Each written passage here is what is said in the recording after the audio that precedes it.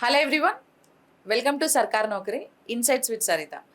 So actually guys, ఈరోజు మీ ముందుకు ఒక స్పెషల్ గెస్ట్ని తీసుకొచ్చాను.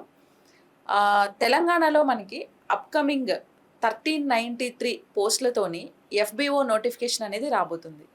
అండ్ ఈవెన్ ఆంధ్రప్రదేశ్లో కూడా రీసెంట్గా ఎఫ్బిఓ ఎగ్జామ్స్ అనేవి అయిపోయాయి కదా.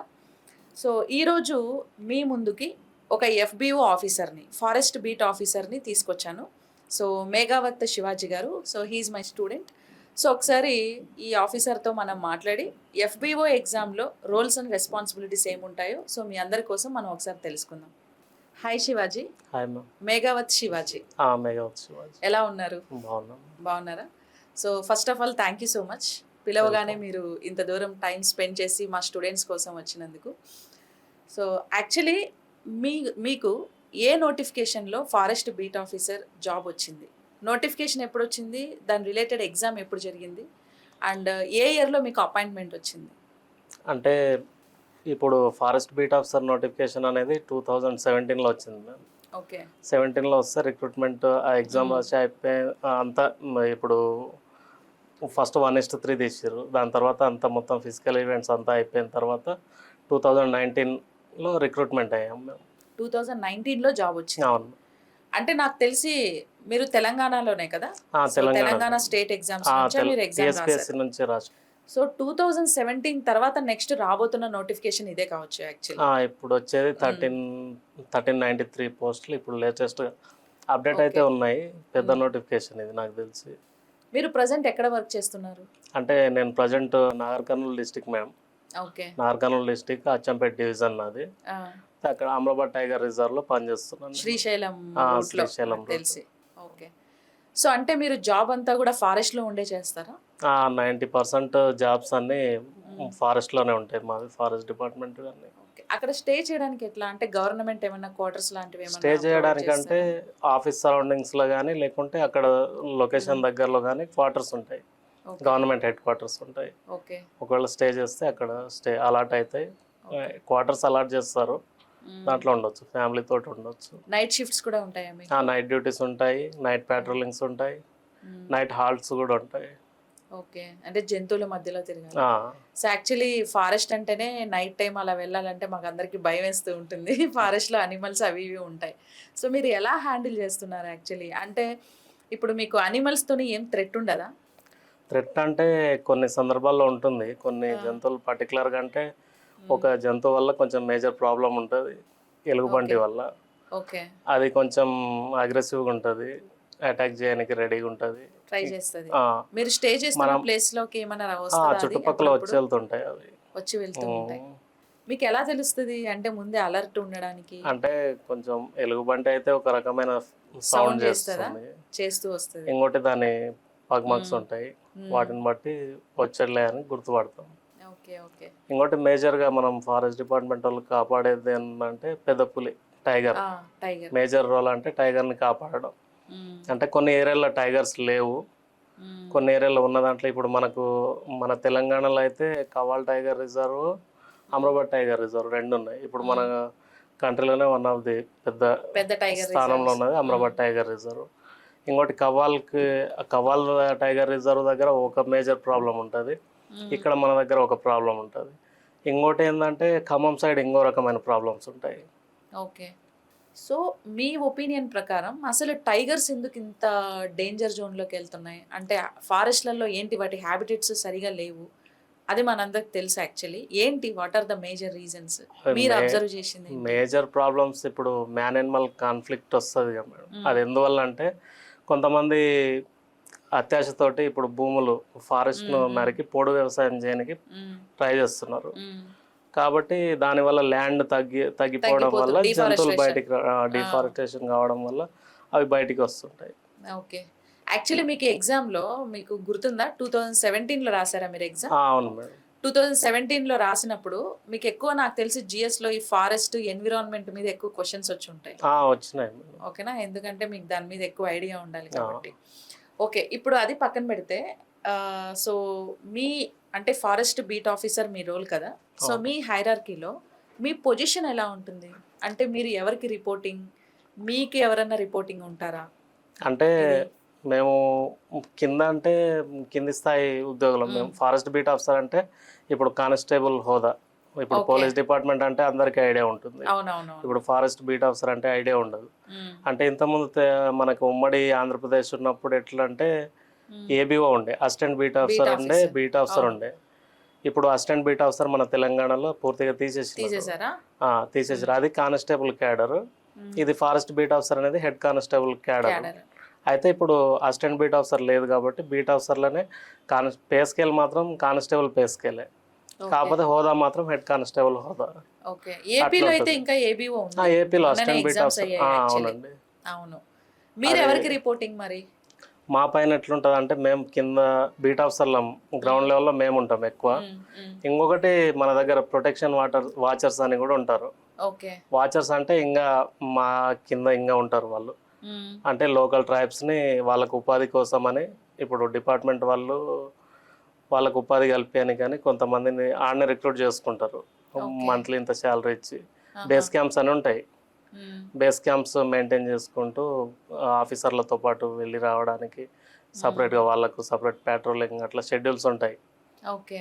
ఇప్పుడు వాళ్ళ తర్వాత మేమే ఇంకా మేజర్ రోల్ అంటే మాదే. ఇప్పుడు దాంట్లో ఫారెస్ట్లో ఏం జరిగినా బాధ్యులం అయితే మేమే ఉంటాం.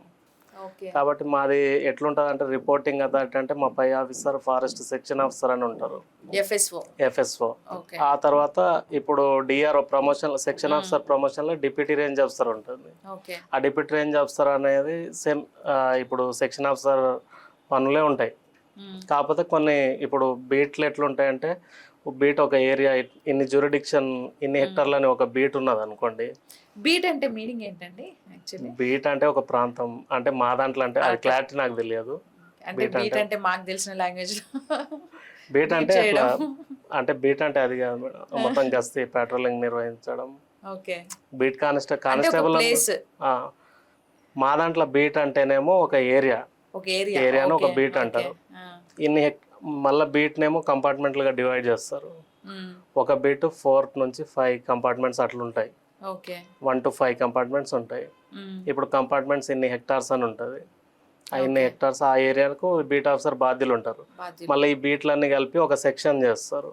అప్పుడు సెక్షన్ ఆఫీసర్ ఎట్లుంటుంది అంటే సెక్షన్ ఆఫీసర్కి బీట్లు ఉంటాయి కింద 1 to 4 అట్లా ఉంటాయి. ఒక 4-5 బీట్స్ ఉంటాయి. ఇప్పుడు కొన్ని బీట్లేమో ఎక్కువ బీట్లు ఉన్న సెక్షన్లేమో డిఆర్ఓ హ్యాండిల్ చేస్తారు, డిప్యూటీ రేంజ్ ఆఫీసర్. అంటే సేమ్ క్యాడర్, అంటే క్యాడర్ పెద్దది, వర్క్ మాత్రం same. Section officer, deputy range officer. ఆ డిప్యూటీ రేంజ్ ఆఫీసర్ పైననేమో ఫారెస్ట్ రేంజ్ ఆఫీసర్ ఉంటారు. ఫారెస్ట్ రేంజ్ ఆఫీసర్ ఇంకా మొత్తం స్టేషన్కి హెడ్. అక్కడ నుంచి మళ్ళీ డివిజనల్ ఆఫీసర్ ఉంటారు. డివిజనల్ ఆఫీసర్ నుంచి డిఎఫ్ఓ గారు ఉంటారు డిస్టిక్కి. ఆ తర్వాత చీఫ్ కన్జర్వేటర్ ఉంటారు, అంటే మనకు సర్కిల్ హెడ్. మీరైతే ఎఫ్బిఓ వాళ్ళు ఎఫ్ఎస్ఓ లైక్ రిపోర్టింగ్ చేస్తాం. హైరార్కీలో ఫస్ట్ ఏబిఓ ఉంటారు. ఇంతకుముందు ఏబిఓ ఉండే అండి, మన దగ్గర లేదు. తర్వాత ఎఫ్బిఓ, తర్వాత ఎఫ్ఎస్ఓ, తర్వాత డిఆర్ఓ, ఓకే, తర్వాత ఎఫ్ఆర్ఓకి ఇట్లా సెక్షన్స్ ఉంటాయి. ఇంతకుముందు ఏమైందంటే అప్పుడే సేమ్ బీట్ ఆఫీసర్ నోటిఫికేషన్ పడ్డప్పుడే సెక్షన్ ఆఫీసర్ నోటిఫికేషన్ పడింది. అయితే ఇప్పుడు బీట్ ఆఫీసర్లు చాలా మంది అయిపోయినారు, ప్రమోషన్ లేట్గా వస్తున్నాయని చెప్పి సెక్షన్ ఆఫీసర్ డైరెక్ట్ రిక్రూట్మెంట్ తీసేసినారు. డైరెక్ట్ ఇంకా ప్రమోటీస్ గానే వెళ్ళాలి. ఓకే, ఇప్పుడు ఎఫ్ఎస్ఓ నోటిఫికేషన్ లేదు, డైరెక్ట్ రిక్రూట్మెంట్ లేదు. ఎఫ్బిఓ రాసిన తర్వాతే ప్రమోషన్ మీద ఎఫ్ఎస్ఓకి వెళ్ళాలి. కాబట్టి ప్రమోషన్ లో కూడా ఇది యాక్చువల్లీ తెలంగాణలో. అవును మేడం. కానీ ఏపీలో అలా కాదు. ఏపీఓకి రిక్రూట్మెంట్ ఉంది, ఎఫ్ఎస్ఓ కూడా రిక్రూట్మెంట్ ఉంది. మొన్న యాక్చువల్ నోటిఫికేషన్స్ వచ్చాయి. ఏబిఓ, ఎఫ్బిఓ అండ్ ఎఫ్ఎస్ఓ 3కి నోటిఫికేషన్స్ ఇచ్చారు. మీకైతే ఓన్లీ ఎఫ్బిఓ ఉంది, ఏబిఓ కూడా లేదు, ఎఫ్ఎస్ఓ కూడా లేదు. ఏబిఓ అనే పోస్ట్ అనేది పూర్తిగా తీసేసినారు. ఎఫ్ఎస్ఓ పోస్ట్ ఉంది కాబట్టి ఉంది, కానీ రిక్రూట్మెంట్ లేదు. ఎఫ్బిఓనే సమ్ ఎక్స్పీరియన్స్ తర్వాత ఎఫ్ఎస్ఓకి ప్రమోట్ అవుతారు. నైస్. ఎఫ్బిఓలకు కొంచెం బెనిఫిట్ ఇది. మీరు ఫ్యామిలీతో సేఫ్గా అండ్ సెక్యూర్గా లైక్ అక్కడే స్టే చేస్తారా? నేనైతే ఉన్న రోజులు స్టే చేశాను మేడం అక్కడ. తర్వాత ఇప్పుడు నాకు మొన్న జనరల్ ట్రాన్స్ఫర్లో వేరే దగ్గరికి వెళ్ళిపోయాను. ఓకే, ట్రాన్స్ఫర్స్ అంటే ఇప్పుడు మీరు ప్రజెంట్ వర్క్ చేస్తున్న ప్లేస్ ట్రాన్స్ఫర్ అయిన తర్వాత వచ్చింది. ఫస్ట్ పోస్టింగ్ ఎక్కడ ఉండే? ఫస్ట్ అదే డివిజన్లో అంటే ప్లేస్ నేను ఫస్ట్ వర్క్ చేసిందేమో లింగల్ మండల్లో దారారం అనే విలేజ్, ఓకే. అక్కడ. ఇప్పుడేమో Nagar Kurnool district head quarters. Okay. Okay. అక్కడ నుంచి నాగర్ కర్నూల్‌కి ట్రాన్స్‌ఫర్ అయ్యారు మీరు. కాకపోతే డిస్ట్రిక్ట్ పోస్టులు కాబట్టి డిస్ట్రిక్ట్‌లోనే ఇంటర్నల్గానే. ఇంటర్నల్‌గా అవుతూ ఉంటారు. ఓకే. ఎన్ని ఇయర్స్‌కి ఒకసారి ట్రాన్స్‌ఫర్ ఉంటది మీకు? అంటే జనరల్గా అంటే ఇప్పుడు మా దాంట్లో ఎట్లుంటుందంటే హ్మ్. వలనరబుల్ ఏరియాస్ ఉంటాయి కొంచెం కొంచెం హ్మ్. అంటే ఇంటీరియర్, అటువంటి వలనరబుల్ ఏరియా ఉన్న వాళ్ళకైతే 2 ఇయర్స్లో ట్రాన్స్ఫర్ చేయాలి. ఓకే. వేరే నార్మల్ ఇంకా ఓపెన్ ఏరియాస్ బయట కొంచెం విలేజెస్కి దగ్గర ఉన్న ఏరియాస్ అయితే 3 ఇయర్స్కి. హుహు. కానీ మేము వచ్చినప్పటి నుంచి మాకైతే ట్రాన్స్ఫర్స్ కాలేదు, మొన్న అయినాయి మొన్నే అయ్యాయా? రీసెంట్గా. ఓకే. సాలరీ ఇంక్రిమెంట్స్ కూడా ఉంటాయా మీకు? రెగ్యులర్ ఇంక్రిమెంట్స్ ఉంటాయి, ఎవ్రీ ఇయర్ ఇంక్రిమెంట్ ఉంటుంది. ఎవ్రీ ఇయర్ ఇంక్రిమెంట్ ఉంటది.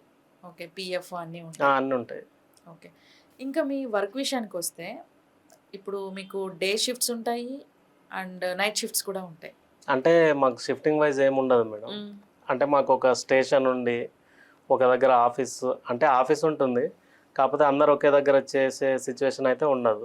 ఉండదు. అంటే ఒకరి ఏరియాకు ఒకరు బాధ్యులు ఉంటారు కదా, ఎవరి ఏరియాకు వాళ్ళే బాధ్యులు ఉంటారు కాబట్టి వాళ్ళ టైంని బట్టి. ఇప్పుడు మాకు టైమింగ్ అనేది ఉండదు ఫారెస్ట్ డిపార్ట్మెంట్లో.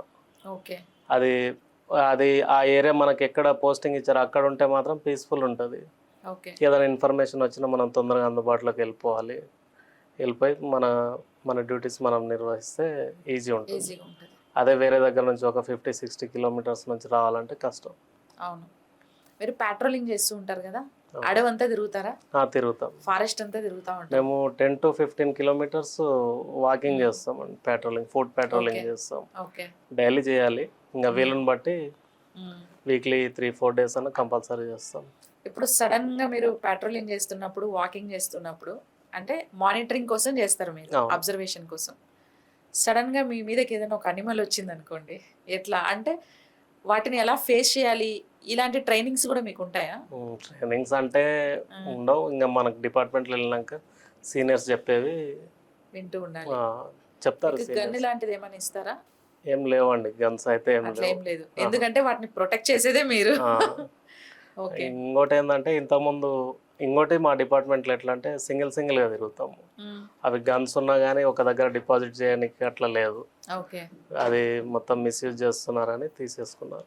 తీసేసుకున్నారు. ఇంకోటి ఇంతకుముందు గతంలో బాగాలేదు కదా పరిస్థితి, ఇంతకుముందు అవునవును. నక్సలిజం అవి ఉండడం అవునవును. వల్ల అవి వీళ్ళు సింగిల్గా వెళ్ళినప్పుడు వాళ్ళ తుపాకులు తీసుకునేది. హ్మ్. అట్లా ఇంకా వీళ్ళకు ఓకే. ఇప్పుడైతే లేదు. లేదు. And one more thing. ఇప్పుడు ఫారెస్ట్‌లో మనకి కొన్ని కోర్ జోన్స్ ఉంటాయి. ఉమ్, ఇప్పుడు కొన్ని జోన్స్‌కి టూరిస్టులు వెళ్ళినా కూడా సఫారీస్ వెళ్ళినా, టూరిస్టులు వెళ్ళినా ఒక అంటే పర్టిక్యులర్ జోన్ వరకే వెళ్ళనిస్తారు. కొన్ని బార్డర్స్ ఉంటాయి. లిమిట్స్ ఉంటాయి. అవును. అక్కడి వరకే వెళ్ళనిస్తారు. ఉమ్, ఇప్పుడు కోర్ జోన్స్ ఉంటాయి. ఈవెన్ నేషనల్ పార్క్‌గా కూడా మనం కన్సిడర్ చేయొచ్చు. ఉమ్, వాటిని వైల్డ్ లైఫ్ సాంచురీస్‌గా కూడా మనము కన్వర్ట్ చేస్తాం. ఎందుకంటే వైల్డ్ లైఫ్‌ని ప్రొటెక్ట్ చేయడం కోసం. అవును. ఇప్పుడు నేషనల్ పార్క్ అనేది అందులో మళ్ళీ కోర్ జోన్ ఉంటది. It's a completely prohibited area. ఆ, హ్యూమన్ యాక్టివిటీస్‌ని అసలు అలో చేయరు. పోచింగ్ గాని, గ్రేజింగ్ గాని అసలు అలో చేయరు కదా! సో, ఇప్పుడు ఇల్లీగల్‌గా ఎవరైనా ఇలాంటి యాక్టివిటీస్ చేసినప్పుడు మీకు తెలుస్తదా ఇన్ఫర్మేషన్? అంటే తిరుగుతాం కాబట్టి తెలుస్తుంది. అండ్ కోర్ జోన్‌లో నాకు తెలిసి ఎప్పుడు సీసీటీవీలు కూడా ఉంటాయి. అంటే ఉంటాయా? ఇప్పుడు లైవ్ కెమెరాస్ కూడా ఇప్పుడు టెక్నాలజీ పెరిగింది కాబట్టి హ్మ్. లైవ్ కెమెరాస్ కొన్ని చోట్ల ఉన్నాయి, కొన్నేమో మావి ఓకే. కెమెరాస్ ఫిక్స్ చేస్తాం మేము ఓకే. డిపార్ట్మెంట్ తరపున. అలాంటి యాక్టివిటీస్ ఏమైనా జరిగినప్పుడు మీకు వాళ్ళ మీద కేస్ ఫైల్ చేసే రైట్స్ ఉన్నాయా? ఉన్నాయి.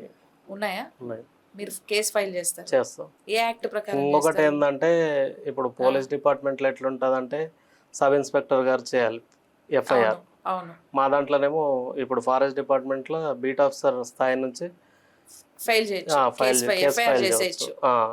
ఓకే. అదొకటి అడ్వాంటేజ్ మాకు. ఇంకోటి ఎలాంటి ఏంటంటే యాక్టివిటీస్‌కి ఎఫ్ఐఆర్ వరకు వెళ్తది? ఎఫ్ఐఆర్ అంటే చిన్న లోపలికి వెళ్ళినా కానీ ఎఫ్ఐఆర్ ట్రెస్పాస్ కింద చేసేయచ్చా? చేయొచ్చు, ఓకే. పర్మిషన్ లేకుండా. చెంచల్గూడనే. అంటే కొన్ని రిమాండ్ చేసే కేసులు ఉంటే రిమాండ్ చేయొచ్చు, ఓకే. కొన్నేమో పెనాల్టీ ఉంటాయి. పెనాల్టీ ఉంటాయి. ఓకే. లోపలికెళ్ళి ఏదైనా హంటింగ్ చేసినా? హంటింగ్ చేసే సిచ్యువేషన్ ఉంటే కోర్టుకు సబ్మిట్ చేస్తాం హ్మ్. రిమాండ్. ఆ తర్వాత ఇంకా కోర్టు హియరింగ్ అవి ఉంటాయి. ఓకే. అలాంటి కేసు మీరు ఎప్పుడైనా ఎన్ని ఫైల్ చేశారు ఇప్పటి వరకు? చేశాం మేడం, బాగానే చేసాం. బాగానే చేశారా? అంటే వాళ్ళు ఏ పర్పస్ కోసం వెళ్తారు అలాగా అంటే లోపలికి? పర్పస్ అని ఏం లేదు, కొంతమంది కావాలని చేస్తారు. మనం ఒకటికి కావాలి. 10 సార్లు చెప్పినా కొంతమంది కావాలని చేస్తారు. ఓకే. కొంతమంది ఏం చేస్తారంటే వింటారు. ఇప్పుడు చదువుకున్న వాళ్ళైతే కొంతమంది ఆలోచిస్తారు, అవును. హంట్ వింటారు. చేయడము, అవును. చెట్లు కొట్టడము అటువంటి చేయొద్దని. మ్మ్. కొంతమంది ఇంకా పాతకాలం మనుషులు లెక్కనే కొంతమంది ఉంటారు, మ్మ్. వాళ్ళు కొన్ని ఇల్లీగల్ యాక్టివిటీస్ చేస్తుంటారు. చేస్తారు. ఉమ్. ఇల్లీగల్ యాక్టివిటీస్ అంటే గ్రేజింగ్ కూడా కదా, చెట్లు ఆ నరకడం గానీ, గ్రేజింగ్ కూడా దాని కిందకి వస్తుంది, గ్రేజింగ్ బ్రౌజింగ్ అంతా. అంతా దాని ఆ. కిందకే. మ్మ్. అలాంటప్పుడు ఇంకోటి మ్మ్. లోపింగ్ ఉంటుంది. ఇప్పుడు గొర్రెలు మేకలు ఉంటాయి కదా, మాకు కూడా అవునవును. అది కూడా మేజర్ సమస్య మాకు. ఓకే. ఏంటంటే ఇప్పుడు మేకల వాళ్ళు ఏం చేస్తారంటే, వాళ్ళు అది మేక గడ్డి మేయదు, అవును. మొత్తం ఆకులు తింటది. ఆకులు తింటది మొత్తం కాబట్టి చెట్లు వీళ్ళు తినేస్తది. చెట్లు కొట్టి మ్మ్. ఇట్లా బెండ్ చేసేస్తారు, తింటాయి అవి. తింటాయి. మంచి మంచి పెరిగే చెట్లను కట్ చేసేస్తారు మధ్యలో. ఓకే. ఇంకొకటి అవి స్పీడ్గా వెళ్తున్నప్పుడు కూడా వాటిని ఆపనికి కూడా వాళ్ళు కట్ చేస్తారు చెట్లను. కట్ ఆహా. చేసి ఇంకా వాళ్ళు రెస్ట్ తీసుకోనికి ఇట్లా మేకలు ఎట్లా మేస్తాయి అన్నట్టు అట్లా కొట్టి ఆపుకుంటారు. ఓకే, అవి మీకు మేజర్ ఇష్యూ ఏమో. మేజర్ ఇష్యూ అక్కడ. అంటే నథింగ్ బట్ ఈ అగ్రికల్చర్ ఫార్మర్స్ ఎక్కువ అలా చేస్తూ ఉంటారు. వాళ్ళు చేస్తారు. అగ్రికల్చర్ కోసం కూడా ఫారెస్ట్ ని ల్యాండ్ ఆక్యుపై చేస్తూ ఉంటారు కదా, ల్యాండ్ ఆక్యుపై చేస్తారు, డిఫారెస్టేషన్. చేస్తారు. దాని మీద కూడా మీకు అథారిటీ ఉంటుందా? దాని మీద కూడా ఇప్పుడు ఒక ఫార్మర్ ఉన్నాడు, ఒక అడవి పక్కనే వ్యవసాయం చేస్తూ ఉంటాడు. ఆయన ఏం చేస్తాడంటే పక్కన అడవే కదా, ఎవరిది కాదు కదా అని చెప్పి చదువు చేసుకుంటూ దున్నుకుంటూ అడవిలోకి పోతాడు. అడవిలోకి వెళ్ళి పంట వేస్తాడు. అప్పుడు మనకి ల్యాండ్ పోతుంది, డిఫారెస్టేషన్ అవుతుంది. అప్పుడు మీరు ఆ రైతు మీద కేసు పెట్టే రైట్ మీకు ఉందా? ఉందా? ఓకే. అట్లా అట్లా చాలా ఉన్నాయా? చేసినాం, అటువంటి కేసులు కూడా చేసినాం మేము మా దగ్గర. యాక్చువల్లీ మన ఇండియాలో మేజర్ ప్రాబ్లం అదే, డిఫారెస్టేషన్ కి ఎక్కువగా అగ్రికల్చర్ ఎక్స్టెన్షనే one of the major reason for deforestation మన ఇండియాలో. ఇంకోటి కొన్ని స్కీమ్స్ కూడా, వాటి వల్ల కూడా కొంతమంది ల్యాండ్ కావాలి స్కీమ్స్ అప్లై అవుతాయి అన్నట్టు, కొంతమంది కూడా సపరేట్ పట్టా ఉంటే చాలు, ల్యాండ్ లేకపోయినా అని పట్టాల కోసం అన్న ఫారెస్ట్ ను కొట్టేస్తున్నారు కదా కొంతమంది. ఇవి కొన్ని స్కీమ్స్ ఉన్నాయి కదా మేడం, మనం ఓకే, వాటి వల్ల కూడా కొంచెం డిఫారెస్టేషన్. యా శివాజీ, యాక్చువల్లీ ఇప్పుడు ఫారెస్ట్లో ఆల్రెడీ అక్కడే స్టే చేస్తున్న లోకల్ పీపుల్ కూడా ఉంటారు కదా, సో ట్రైబ్స్ కానీ ఆదివాసులు కానీ అక్కడే ఉంటారు. సో వాళ్ళ వల్ల కూడా ఏమైనా డిఫారెస్టేషన్ అవుతుందా? అంటే యాక్చువల్లీ వాళ్ళు చెప్పాలి అని అంటే అక్కడ నివసిస్తున్నారు కాబట్టి వాళ్ళ హ్యాబిటేట్స్ కూడా ఫారెస్టే కాబట్టి వాళ్ళకి సమ్వాట్ రైట్స్ ఉంటాయి అక్కడ. ఓకే, సో వాళ్ళ వల్ల మీరు ఏమైనా ప్రాబ్లమ్స్ ఫేస్ చేస్తూ ఉంటారా? అంటే వాళ్ళ వల్ల ప్రాబ్లమ్స్ ఉన్నాయి కొన్ని. అంటే ఇంతకుముందు ఎట్లుండేనంటే మొత్తం పూర్తిగా అడవి లోపల బతికిన, అంటే అడవి లోపల జీవించిన వాళ్ళు ఉన్నారు ట్రైబ్స్ చాలా వరకు. ఇప్పుడు కాలక్రమేణా మొత్తం వాళ్ళు బయటికి మైగ్రేట్ అయిపోయి ఉన్నారు. కొంతమంది అట్లే ఉన్నారు, బయటికి వచ్చారు చాలా మంది. వాళ్ళకి ల్యాండ్ లేదు కాబట్టి వాళ్ళు ఎంక్రోచ్ చేయడానికి ట్రై చేస్తారు, అంటే ల్యాండ్ డిఫారెస్టేషన్ చేయడానికి అంతా ట్రై చేస్తారు. దానివల్ల కొంచెం మనకు ఫారెస్ట్ కూడా కొన్నిసార్లు వాళ్ళే ప్రొటెక్ట్ కూడా చేస్తారు కదా, అంటే చేస్తారు మేడం. అడవులని దేవతగా పూజిస్తూ ఉంటారు, చెట్లని కూడా వాటికి ప్రాణం ఉంది చేస్తారు. కానీ కొంతమంది ఎట్లా అంటే వాళ్ళను మధ్యలో వాళ్ళని ఏమంటే వాళ్ళని పావులుగా వాడుకుంటున్నారు కొంతమంది. ఎట్లా అంటే వీళ్ళు ఏం చేస్తారంటే కొంతమంది ఆ స్మగ్లింగ్, టింబర్ స్మగ్లింగ్ చేస్తారు కదా మేడం, ఆ స్మగ్లింగ్ చేసే క్రమంలో వీళ్ళని వాడుకుంటారు. వీళ్ళకి తక్కువ కూలీకో బియ్యమో ఏదో ఒకటి ఇప్పించి వాళ్ళు కట్టెలు కొట్టడానికి వాళ్ళని ప్రేరేపిస్తారు. అట్లా వీళ్ళేమో కమర్షియల్గా అమ్ముకుంటున్నారు, వాళ్ళేమో అక్కడనే ఉంటున్నారు అట్లా. ఓకే, ఇంకొకటి ఇది చాలా వ్యాలిడ్ క్వశ్చన్. ఇప్పుడు మనకి ఈ పెరుగుతున్నటువంటి టెక్నాలజీలో ప్రతి డిపార్ట్మెంట్స్లోనూ టెక్నాలజీ బాగా యూజ్ చేస్తున్నారు. అందుకే ఎగ్జామ్స్లో కూడా సైన్స్ అండ్ టెక్నాలజీ మీద ఒక మేజర్ కీ రోల్ ప్లే చేస్తుంది. మీకు ఫారెస్ట్ డిపార్ట్మెంట్లో మీరు అక్కడ కొత్త టెక్నాలజీస్ ఏమైనా యూజ్ చేస్తారా? అంటే ఏరియాని మానిటర్ చేయడానికి డ్రోన్స్ పంపించడం కానీ, సీసీటీవీ కెమెరాలు పెట్టడం కానీ, ఏమైనా ఏఐ లాంటి సాఫ్ట్వేర్స్ని యూజ్ చేయడం కానీ, అనిమల్స్ని మానిటర్ చేయడం కానీ, ఇలాంటి టెక్నాలజీస్ మీరు ఏమైనా యూజ్ చేస్తారా? ఇవి తప్పకుండా యూజ్ చేస్తాం మేము. ఇవి ఎట్లుంటాయంటే మాకు ఆల్ ఇండియా టైగర్ ఎస్టిమేషన్ అని ఎవ్రీ 4 yearsకి ఒకసారి ఉంటుంది, సెన్సస్ తీస్తారు. సెన్సస్. ఆ సెన్సస్లో కంపల్సరీ కెమెరాస్ ఫిక్స్ చేసి డేటా అనేది అవును. ఎవ్రీ 4 ఇయర్స్కి మనం ఎన్టీసీఏ నేషనల్ మ్మ్. టైగర్ కన్జర్వేషన్ అథారిటీ ఉంటుంది కదా, అవునవును. దాన్ని అదే మనకు పబ్లిష్ చేసేది డైరెక్ట్ అవును. ఎన్ని పులుల సంఖ్యను ఎంత ఉంది? ఎంత ఉందనేది. దానికి కెమెరా ట్రాప్స్ అవి పెడతాము. మ్మ్. మళ్ళీ రెగ్యులర్ మానిటరింగ్కి ఎవ్రీ ఇయర్ పెట్టేస్తాము. ఓకే. కెమెరాలు రెగ్యులర్ మానిటరింగ్ కూడా యూజ్ చేస్తాము. మ్మ్. కొన్ని చోట్ల లైవ్ కెమెరాస్ ఉంటాయి. మ్మ్. అంటే మనకు అఫెన్స్ జరిగే ప్రాంతాల్లో కానీ ఇప్పుడు వాటర్ బాడీస్ దగ్గర ఏం చేస్తారంటే ఉచ్చులు అవి పెడతారు కదా, పెడతారు. అవును. పెడతారు. వాటిని మానిటరింగ్ చేయడానికి లైవ్ కెమెరాస్ ఉంటాయి. అంటే మనకు అలారం మోగుతుంది, మొబైల్కి కనెక్షన్ ఉంటుంది, అలారం మోగుతుంది, మనం అలర్ట్ అవుతాం. ఓకే. అంటే హంటింగ్ జరగకుండా కాపాడుకుంటాం. మ్మ్. ఇంకోటి ఏంటంటే ఈ మధ్య టెక్నాలజీని ఉపయోగించి మా దగ్గర అయితే డ్రోన్ కెమెరాస్ యూజ్ చేస్తున్నారు. దాదాపు 7 కిలోమీటర్స్ వస్తుంది అది. ఓకే. అంటే లోపల ఎవరు తిరిగినా కానీ 5 మీటర్స్ డిస్టెన్స్ తోటి మ్మ్. చూడొచ్చు ఫారెస్ట్లో ఏం జరిగింది. సెన్సార్స్ కూడా ఉంటాయి ఐ థింక్. మీకు ఉంటాయి. సిగ్నల్స్ వచ్చేస్తాయి ఆ, ఆ ఏరియా దాటి ఎవరు పోయినా కూడా. ఇప్పుడు అన్ని సెన్సార్ మొబైల్కి నోటిఫికేషన్ వస్తుంటుంది. మానిటరింగ్ చేయొచ్చు, ఒక దగ్గర కూర్చొని మానిటరింగ్ చేయొచ్చు. Okay, nice. ఇప్పుడు ఆల్మోస్ట్ మీరు మీ ఎక్స్పీరియన్స్ 6 ఇయర్స్ ఎక్స్పీరియన్స్ ఉంది కదా, సో ఈ 6 ఇయర్స్ ఎక్స్పీరియన్స్లో మీకు జాబ్ సాటిస్ఫాక్షన్ ఎలా ఉందండి? బాగుందా? అంటే సాటిస్ఫాక్షన్ ఉంది. ఎందుకంటే వేరే డిపార్ట్మెంట్స్ ఎట్లుంటాయంటే అది అంతా వేరే జోన్లో ఉంటాయి, ఇది సపరేట్ జోన్లో ఉంటుంది. ఇది పూర్తిగా అడవి, ఈ ప్రకృతి, వాటిని కాపాడే క్రమంలో కొన్ని నెగిటివ్స్ ఉంటాయి, పాజిటివ్స్ ఉంటాయి. కానీ ఇప్పుడు మనం భవిష్యత్ తరాలకు ఒక మంచి సేవ చేస్తున్నట్టు ఫారెస్ట్ డిపార్ట్మెంట్లో ఉంటే నాకు తెలిసిన కాడికి. అవునవును. సో మీకు కూడా హెల్త్ పరంగా కూడా మీరు మంచి ఏరియాలో ఉంటారు యాక్చువల్లీ. ఫుల్ ఆఫ్ ఆక్సిజన్ ఉంటుంది, పొల్యూషన్ ఉండదు, ఎలాంటి సౌండ్ పొల్యూషన్ ఉండదు, ఇవన్నీ ఏం లేకుండా మంచి హెల్తీగా ఉంటారు మీరు. హెల్త్ కూడా బాగుంటుంది, ఎందుకంటే walking, patrolling, walking, physical exercises అవన్నీ రెగ్యులర్ చేస్తుంటాం. ఓకే. సో మీకు అందుకే అనుకుంటా ఎగ్జామ్లో కూడా వాకింగ్ టెస్ట్ పెట్టారు. వాకింగ్ టెస్ట్ పెట్టారండి. వాకింగ్ టెస్ట్ 25 కిలోమీటర్స్ మేల్స్కి, ఇంకా ఉమెన్ కేటగిరీలో ఉన్న వాళ్ళకి 16 కిలోమీటర్స్. అవును. 4 అవర్స్ 4 అవర్స్ ఉంటుంది. 4 అవర్స్లో అంటే 70% మనం మామూలుగా వాక్ చేస్తే అయిపోతుంది, కానీ దానికి కొన్ని టెక్నిక్స్ కూడా కావాలి వాకింగ్ టెస్ట్ కంప్లీట్ చేయడానికి. ఓకే, అంటే వాకింగే కదా అని మనం నెగ్లెక్ట్ చేయడానికి లేదు. అట్లా నెగ్లెక్ట్ చేసి ఖచ్చితంగా ప్రాక్టీస్ అయితే చేయాలి. వాకింగ్ టెస్ట్ కూడా ప్రాక్టీస్ చేయాలి. సో మజిల్ పవర్ ఉండాలి, లెగ్స్ లో స్ట్రెంగ్త్ ఉండాలి, తొందరగా అంత ఓపిక ఉండాలి, 4 అవర్స్ నడిచే ఓపిక కూడా ఉండాలి. ఈ మధ్య పిల్లలందరూ అమూల్ బేబీస్ లాగా ఉన్నారు, నడుస్తారో లేదో తెలియదు. సో కాబట్టి కంపల్సరీ ప్రాక్టీస్ అయితే కంపల్సరీ ఉండాలి. ప్రాక్టీస్ కంపల్సరీ ఉండాలి. మీరు వాకింగ్ ప్రాక్టీస్ ఎక్కడ చేశారు? అంటే మేము రన్ టు విన్ అకాడమీ అని సురేష్ సార్ గారి దగ్గర తీసుకున్నాము. సార్ నాతోనే కొలాబరేట్ అయ్యి ఉన్నారు. ఓకే. అయితే ఆ సార్ మాకు ఫస్ట్ నుంచి పరిచయము, వాళ్ళ దగ్గరనే తీసుకున్నాము. ఇంకోటి నాతో పాటు 4-5 ఉన్నాం మేము ఆ టీంలో. వాళ్ళు కూడా ఇప్పుడు యూనిఫామ్ సర్వీస్ లానే ఉన్నారు, డిఫరెంట్. అవునవును. సురేష్ సార్ ఎస్ఐ కానిస్టేబుల్స్ కి, ఎఫ్బి వాళ్ళకి వాకింగ్ టెస్ట్ కి, అన్ని యూనిఫామ్ సర్వీసెస్ కి he is very good trainer actually. మనం కూడా ప్రొవైడ్ చేస్తున్నాం ఎస్ఐపిసి కోచింగ్ తీసుకున్న వాళ్ళకి ఫ్రీ టెస్ట్ అనేసి. అశోక్ నగర్ లో ఇంత ముందు అందుబాటులో లేకుండా మేమున్న కాడ నుంచే కొంచెం ఆయన పెట్టడం వల్ల అవును మాకు కొంచెం యూజ్ అయింది, అది కూడా చాలా వరకు యూజ్ అయింది. ఇంకోటి నేను ఎస్ఐ ఈవెంట్స్ కూడా లాస్ట్ టైం క్లియర్ చేశాను. అవునా, వెరీ నైస్. లాస్ట్ టైం కొంచెం టఫ్ ఉండే కదండి ఈవెంట్స్, అది కూడా క్లియర్ చేశాను. సురేష్ బాగానే టఫ్ గానే ట్రైన్ చేస్తాడు, టఫ్ గానే ఇస్తాను.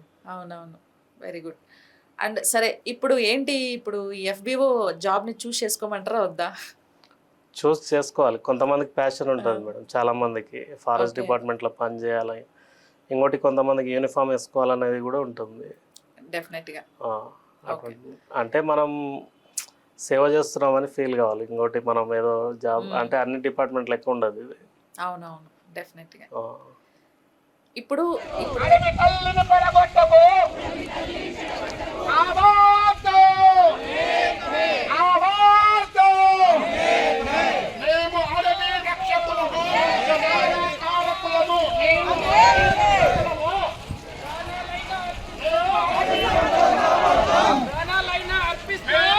ఇప్పటి వరకు మీ రోల్స్ అండ్ రెస్పాన్సిబిలిటీస్ గురించి మనం మాట్లాడాం కదా. నెక్స్ట్ మీ ప్రిపరేషన్లోకి జంప్ చేద్దాం మనం. మీరు ఎలా ప్రిపేర్ అయ్యారు, కోచింగ్ ఎక్కడ తీసుకున్నారు, మీరు ఫాలో అయిన స్టాండర్డ్ బుక్స్ ఏంటి, ఎలా క్రాక్ చేశారు మీరు ఇది? అంటే నేను కూడా ఇంతకుముందు అశోక్ నగర్లోనే ఉన్నా. అశోనర్లో. అక్కడనే కాంపిటేటివ్కి ప్రిపేర్ అయ్యాను. అయితే ఇంకా కొన్ని బుక్స్ అంటే మేజర్ బుక్స్ అంటే జనరల్ స్టడీ నేను గ్రూప్ 2కి ప్రిపేర్ అయ్యాను. గ్రూప్ 2. ఇంకా అందులో భాగంగా నాకు పంచాయత్ సెక్రటరీ ఫస్ట్ వచ్చింది. ఆ జాబ్ అంతా సాటిస్ఫై కాక నేను మళ్ళీ దీంట్లోకి వచ్చేసాను, ఓకే. ఫారెస్ట్ డిపార్ట్మెంట్లోకి. ఇందులో జిఎస్ మ్యాథమెటిక్స్ ఉంటాయి. మ్యాథమెటిక్స్ లో కూడా అర్థమెటిక్ రీజనింగే కాకుండా ప్యూర్ మ్యాథ్స్ బాగా ఇచ్చాడు. జామెట్రీ, ట్రిగ్నోమెట్రీ, చాలా ఆల్మోస్ట్ 5-6 ప్యూర్ మ్యాథ్స్ టాపిక్స్ ఉన్నట్టున్నాయి. ఓకే, అది మీకు డిఫికల్ట్ అనిపించిందా? అంటే ప్యూర్ మ్యాథ్స్ డిఫికల్టే మేడం. అంటే ఇప్పుడు ఆస్పిరెంట్స్ కూడా పోలీస్ డిపార్ట్మెంట్ దానికి ప్రిపేర్ అయ్యే వాళ్ళు కూడా అర్థమెటిక్ రీజనింగ్ వాటి మీద ఫోకస్ చేస్తారు. అవునవును. ఇప్పుడు ఫారెస్ట్ డిపార్ట్మెంట్ ఈ బీట్ ఆఫీసర్ ఎగ్జామ్కి ఏమో ప్యూర్ మ్యాథ్స్ అర్థమెటిక్ రీజనింగ్ అన్ని కలిపి ఉంటుంది కాబట్టి అది కొంచెం టఫ్. ఈ దీంట్లో ప్యూర్ మ్యాథ్స్లో కొంతమంది ఎలిమినేట్ అవుతారు. మ్యాథ్స్ బ్యాక్గ్రౌండ్ ఉంటే మ్యాథ్స్ ఈజీగా చదువుతారు, కష్టపడితే ఈజీగా కొట్టేయచ్చు జాబ్. నేను రాస్తే నేను కూడా ఎలిమినేట్ అవుతాను. సరే, ఇప్పుడు జిఎస్ ఇప్పుడు ఇది ఎందుకు అడుగుతున్నానంటే, సో పిల్లలకి మన ఇప్పుడు రాసే అప్కమింగ్ జనరేషన్కి ప్రీవియస్ ఇయర్ క్వశ్చన్ పేపర్స్ ఎలా ఉన్నాయి ఏంటి అనేది వాళ్ళకి ఒక బ్రీఫ్ ఐడియా తీసుకురావడం కోసం ఈ క్వశ్చన్ అడుగుతున్నాను. మీరు జిఎస్ రాశారు, 100 మార్క్స్కే కదా? ఇది 100, అది 100, టోటల్ 200. జిఎస్లో మనకి మల్టిపుల్ సబ్జెక్ట్స్ ఉంటాయి. పాలిటీ, హిస్టరీ అని, రీజనల్ సబ్జెక్ట్స్ కూడా ఉంటాయి. తెలంగాణ మూమెంట్, హిస్టరీ, కల్చర్, ఇలా చాలా ఉంటాయి. మీరు రాసినప్పుడు జిఎస్లో ఎక్కువ క్వశ్చన్స్ ఏ సబ్జెక్ట్ నుంచి వచ్చాయి గుర్తుందా? మేము రాసినప్పుడు అంటే కరెంట్ ఈవెంట్స్ని బేస్ చేసుకొని, ఇప్పుడు ప్రీవియస్ ఉన్నాయనుకోండి మేడం, ఇప్పుడు సైన్స్ అండ్ టెక్నాలజీ కానీ వాటిని బేస్ చేసుకొని ఇప్పుడు లేటెస్ట్గా ఇప్పుడు ప్రీవియస్ దానికి కనెక్ట్ చేసుకుంటూ ఇప్పుడు ప్రజెంట్ ఏవేవి లేటెస్ట్గా కరెంట్ అఫైర్స్ ఎక్కువ అడిగినట్టు నాకు ఐడియా ఉంది మేడం. అవును, విన్నారు కదా, ప్రతి సబ్జెక్ట్కి కరెంట్ అఫైర్స్ రిలేటెడ్ ప్రిపేర్ అవ్వాలి. ఓకేనా? ఇప్పుడు మనకి కరెంట్ అఫైర్స్ ఎక్కువగా సైన్స్ అండ్ టెక్నాలజీ బేస్ చేసుకొని కరెంట్ అఫైర్స్ ఎక్కువ వస్తాయి. నా ఎక్స్పీరియన్స్ ఏంటంటే, మిమ్మల్ని అడుగుతున్నాను, ఎస్పెషలీ ఎఫ్బిఓ, ఏబిఓ, ఎఫ్ఎస్ఓ ఎగ్జామ్స్లో జిఎస్లో ఎక్కువ questions environment, ecology and forest డిపార్ట్మెంట్లో కొన్ని క్వశ్చన్స్ వస్తాయి. ఫారెస్ట్ ప్రొటెక్షన్ యాక్ట్ ఏంటి, వైల్డ్ లైఫ్ ప్రొటెక్షన్ యాక్ట్ ఏంటి, కొన్ని చట్టాల గురించి అడుగుతాడు. Tiger protection act, biodiversity act ఉంటుంది, కన్జర్వేషన్ యాక్ట్ ఉంటుంది, వైల్డ్ లైఫ్ ప్రొటెక్షన్ యాక్ట్ ఉంటుంది. అవి ఎప్పుడు వచ్చినాయి, ఎవరెవరు ఇంప్లిమెంట్ చేసి అనేది, మళ్ళీ అమెండ్మెంట్ ఎప్పుడు అనేవి కూడా వాటి మీద కూడా ఎక్కువ క్వశ్చన్స్ వస్తాయి కదా. వాటి మీద ఎక్కువ క్వశ్చన్స్ వస్తాయి యాక్చువల్లీ. సో అది నేను చూసింది యాక్చువల్లీ. ఇప్పుడు గతంలో దానికి ఇప్పటికి ఎగ్జామ్ ప్యాటర్న్ అంతా పూర్తిగా చేంజ్ అవుతూ వచ్చింది. అప్పుడు ఉన్న క్వశ్చన్ ప్యాటర్న్ కి ఇప్పుడు ఉన్న క్వశ్చన్స్ ప్యాటర్న్ కి చాలా డిఫరెన్స్. డైరెక్ట్ క్వశ్చన్స్ ఇచ్చేది, ఇప్పుడేమో మొత్తం. మీరు రాసినప్పుడు నోటిఫికేషన్ ఎన్ని రిక్రూట్మెంట్స్ ఉండే అప్పుడు? మేము రాసినప్పుడు 1700, ఇప్పుడు 1393, ఆల్మోస్ట్ అరౌండ్ 1400. ఆ నోటిఫికేషనే పెద్దది అనుకున్నాము. ఇది ఎంతకంటే పెద్ద నోటిఫికేషన్ ఇంకా రాదు ఇప్పుడు వచ్చే నోటిఫికేషన్ కంటే. ఇప్పుడు పూర్తిగా ఫిల్ అయిపోతే తర్వాత నోటిఫికేషన్స్ అయితే రాకపోవచ్చు కదా. ఏదన్నా దీంట్లోనే కష్టపడాలి. సో చాలా రోజుల తర్వాత, అంటే మీరు అన్నది 2017 తర్వాత 2026లో వచ్చిన నోటిఫికేషన్. ఇది ఒక్కసారి మిస్ అయితే మళ్ళీ ఇలాంటి నోటిఫికేషన్ రావడం సమ్వాట్ డిఫికల్టే. సో కాబట్టి ఇప్పుడే కొంచెం కష్టపడాలి, హార్డ్ వర్క్ చేయాలి, జాబ్ క్రాక్ చేసుకోవాలి. Very good. మీకు జాబ్ వచ్చిన తర్వాత, మీరు మ్యారీడ్ కదా? మ్యారీడ్. ఎలా ఉంది మరి, లైక్ మీ ఫ్యామిలీని అక్కడ తీసుకెళ్ళిపోయారు కదా? బాగానే ఉంది, వాళ్ళు కూడా హ్యాపీగానే ఫీల్ అవుతారు డిపార్ట్మెంట్లో ఉండడం. Proud moment. ఓకే, ఫైనల్గా స్టూడెంట్స్కి మీరు ఏమైనా సలహా ఇస్తారా? ప్రిపరేషన్ స్ట్రాటజీ ఎలా ప్రిపేర్ అవ్వాలి? ఇప్పటికే కోచింగ్ అయిపోయి ఉంటే బాగుంటుంది. ఏమైనా ఉంటే ఆన్లైన్ టెస్ట్ సిరీస్లో అవి ఎక్కువ టెస్ట్ సిరీస్ ప్రాక్టీస్ చేయాలి. ఫర్ ఎగ్జాంపుల్, ఇప్పుడు ఒక స్టూడెంట్కి 6 monthsలో ఎగ్జామ్ ఉంది. ఈ 6 నెలల్లో స్టూడెంట్ ఎలా ప్రిపేర్ అవ్వాలి, అంటే ఎలా ప్లాన్ చేసుకుంటే ఈ 6 monthsలో జాబ్ కొట్టగలరు? ఇంకా క్రాక్ చేయాలంటే ఫస్ట్ ప్రీవియస్లోనే కోచింగ్ అయిపోయి ఉండాలి. ఒకవేళ కోచింగ్ తీసుకునే వాళ్ళు ఉంటే, కోచింగ్ తీసుకునే వాళ్ళు కూడా ఉంటారు. ఇప్పటికే అయిపోయి ఉండాలి. ఇప్పటి నుంచి రివిజన్ చేస్తూ ఉండాలి. ఇంకోటి టెస్ట్ సిరీస్ రాయాలి. ఓకే. ఇప్పుడు మనకు ఉన్నది కూడా టైం చాలా తక్కువ కాబట్టి 6 మంత్స్లో ఉండొచ్చు ఎగ్జామ్ నాకు తెలిసి, ఒకవేళ నోటిఫికేషన్ వస్తే. అయితే వాళ్ళు కోచింగ్ తీసుకోకుంటే ఇమీడియట్గా కోచింగ్ తీసుకోవాలి. తీసుకొని ఎటువంటి అవగాహన కాంపిటేటివ్ ఫీల్డ్ మీద అవగాహన లేని వాళ్ళు ఉన్నట్లయితే ఇమీడియట్గా కోచింగ్ జాయిన్ కావాలి. జాయిన్ అవుతూ స్పీడ్గా కోచింగ్లోనే ఏమైనా నోట్స్ ప్రిపేర్ చేసుకోవాలి. ప్రిపేర్ చేసుకొని ఆ తర్వాత లాస్ట్ 2-3 మంత్స్ ఉంటే దాంట్లో టెస్ట్ సిరీస్లో అవి కంప్లీట్ చేసి జాబ్ కొట్టడానికి వాళ్ళు 99% ఎలిజిబుల్ అవుతారు నా నమ్మకం. మీ ఉద్దేశం ప్రకారం వాకింగ్ టెస్ట్ ఇప్పటి నుంచే ప్రాక్టీస్ చేస్తే బెటరా, లేకపోతే ఎగ్జామ్ అయిపోయి రిజల్ట్ వచ్చి క్వాలిఫై అయ్యాక టైం ఉంటుంది కదా అప్పుడు ప్రాక్టీస్ చేసినా కూడా వచ్చేస్తుందా? అంటే ఇప్పటి నుంచి ప్రాక్టీస్ చేస్తేనే బెటర్. బెటర్ అంటే తర్వాత ఇబ్బంది పడరు లాస్ట్ మూమెంట్లో ఇబ్బంది పడకుండా ఉంటారు. వాకింగ్ టెస్ట్లో ఏం చేయాలి ఇప్పటి నుంచి డైలీ? అంటే డైలీ వాకింగ్ అంటే ఎక్కువ కిలోమీటర్స్ నడవడానికి ప్రయత్నించాలి. Daily step by step target పెట్టుకొని ఎక్కువ ఆ కిలోమీటర్స్ రీచ్ అయ్యేటట్టు ఇట్లా వీక్లీ వన్స్ పెట్టుకోవాలి. ఒకసారి 25 కిలోమీటర్స్ ఉంది కదా మన టార్గెట్, అది వీక్లీ కానీ 10 days కానీ ఒకసారి ట్రై చేయాలి. 25 కిలోమీటర్స్ మనం నడవగలమా లేమా అనేది ఒకసారి క్లారిఫై చేసుకోవాలి. మళ్ళీ ప్రాక్టీస్ చేస్తుండాలి. అట్లా ఎవ్రీ 15 daysకి అట్లా ఒకసారి మనం ఈవెంట్స్ క్రాక్ చేస్తామా లేదా అనేది ట్రై చేస్తూ ఉండాలి. బిఫోర్ దట్ బ్రీతింగ్ ఎక్సర్సైజ్ అవి బాగా చేయాలి. బ్రీతింగ్ ఎక్సర్సైజ్ చేయాలి. సో డైలీ మనం ఒక లిమిట్ పెట్టుకొని అంత దూరం నడుస్తూ ఉంటే అలవాటు అవుతుంది. అవును. ఓకే. సో ఫైనల్లీ ఇంకేం చెప్తారు శివాజీ? అందరికీ ఆల్ ది బెస్ట్. ఇంకోటి ఏంటంటే నేను మేడం గారి యాప్ ఉంది కదా, యాప్ ఫాలో అవుతుంటాను. ఇంకోటి కొంతమంది కోచింగ్కి రాలేని వాళ్ళు హైదరాబాద్కి వచ్చి నేర్చుకోలేని వాళ్ళకి కూడా మంచి ప్లాట్ఫామ్ మేడం వాళ్ళ యాప్. అంటే దాంట్లో పర్యావరణానికి సంబంధించింది కానీ సైన్స్ అండ్ టెక్నాలజీకి సంబంధించింది కానీ అన్నీ క్లియర్గా ఎక్స్ప్లెయిన్ చేస్తారు. చాలా యూస్ఫుల్ ఉంటుంది. ఓకే, థ్యాంక్ యూ అండి, థ్యాంక్ యూ సో మచ్. నేను కూడా ఫైనల్గా స్టూడెంట్స్కి ఒక 2 మాటలు. సో బేసిక్గా ఇప్పుడు మన శివాజీ అన్నట్టు ఇప్పటికే కోచింగ్ తీసేసుకొని ఉండాలి అన్నారు కదా. సో యాక్చువల్లీ ఇక్కడ ఏంటంటే చాలామంది సీనియర్ ఆస్పిరెంట్స్ కూడా ఉంటారు, ఇప్పుడే వచ్చిన ఫ్రెషర్స్ కూడా ఉంటారు. సో సీనియర్ ఆస్పిరెంట్స్ ఎప్పటి నుంచో ప్రిపేర్ అవుతూ ఉంటారు, వాళ్ళు ఆల్రెడీ కోచింగ్ తీసేసుకొని ఉంటారు అండ్ ప్రిపరేషన్ కూడా స్టార్ట్ అయిపోయి ఉంటుంది. వాళ్ళందరూ ఈ ఫ్రెషర్స్ ఎవరైతే ఉన్నారో వాళ్ళ కాంపిటీషన్. మీరు సీనియర్ ఆస్పిరెంట్స్ని బీట్ చేసి ఈ forest beat officer job crack చేయాలి అని అంటే డెఫినెట్గా మీరు ఇంకా ఎక్కువ టైం ఇన్వెస్ట్ చేసి హార్డ్ వర్క్ చేయాలి, స్మార్ట్ వర్క్ చేయాలి, కాన్సన్ట్రేట్ చేసి ఖచ్చితంగా చదవాలి. సో ఇప్పటికైనా ఆలస్యం లేదు, ఇమీడియట్గా మీరు కోచింగ్ జాయిన్ అవ్వండి, వీడియో క్లాసెస్ వింటూ ఉండండి, మీరు నోట్స్ అది ప్రిపేర్ చేసుకోండి అండ్ సిలబస్ అంతా కంప్లీట్ చేసిన తర్వాత డెఫినెట్గా టెస్ట్ సిరీస్ రాయాలి. సో టెస్ట్ సిరీస్ అట్లీస్ట్ ఒక్కొక్క టెస్ట్ సిరీస్ మీరు 3 times 4 times అటెంప్ట్ చేయడం వల్ల ఏమవుతుందంటే మీకు మోర్ అండ్ మోర్ ప్రాక్టీస్ అనేది జరుగుతుంది. మీన్ వైల్ ఇది జరుగుతూ ఉన్నప్పుడే వాకింగ్ టెస్ట్ కూడా ప్రాక్టీస్ చేయండి. సో వీక్లీ 2 వీక్లీ 1 సో కొంచెం దూరం నడవడం, అట్లా వాకింగ్ టెస్ట్ కూడా మీరు ప్రాక్టీస్ చేస్తేనే మీకు అలవాటు అవుతుంది. సో కొంచెం కాన్సన్ట్రేట్ చేస్తే అంత పెద్ద డిఫికల్ట్ టాస్క్ ఏం కాదు. సో శివాజీ గారు అన్నట్టు సో అప్పుడే వాళ్ళకే పెద్ద నోటిఫికేషన్ అంట 1700 పోస్టులు, ఇంకా దాని తర్వాత ఇంకా అసలు వచ్చే ఛాన్స్ లేదనుకుంటూనే మీకు ఇంకో నోటిఫికేషన్ కూడా వచ్చింది. అది లక్ యాక్చువల్లీ. ఇది అయిపోతే మళ్ళీ ఎప్పుడు వస్తుందో కూడా తెలీదు. సో కాబట్టి ప్రాపర్ గైడెన్స్ని చూస్ చేసుకొని మీరు ప్రిపరేషన్ స్టార్ట్ చేయాలి. సో మన సర్కార్ నౌకరీ యాప్లో కూడా FBO full length video classes అవైలబుల్గా ఉన్నాయి అండ్ వాళ్ళకి వాకింగ్ టెస్ట్ సురేష్ సార్ గైడెన్స్లో ఫ్రీ ఉంది.